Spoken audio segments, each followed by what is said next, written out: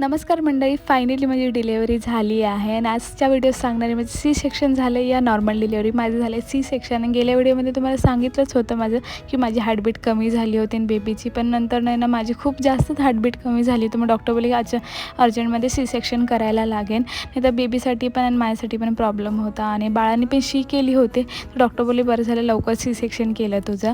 तेव्हा तर काही पेन नाही झालं मला आणि माझं ब्लिडिंग पण खूप झालं ऑपरेशनच्या टायमाला, म्हणून मला सेकंड दिवशी खूप जास्त त्रास झाला होता मला. पण ते आता तर मी रिकवर झाली आहे आणि आता तुम्हाला आजच्या वेळेस सांगणार होते तुम्हाला बेबी बॉय झालं का बेबी गर्ल ते पण सांगणार आहे. मला बेबी बॉय झाला आहे. मला काही पण असं काही मला नव्हतं. मला बेबी गर्ल पाहिजे होती. बेबी मला काही झालं तर मी हॅपी आहे आणि आता बेबी पण खूप छान आहे.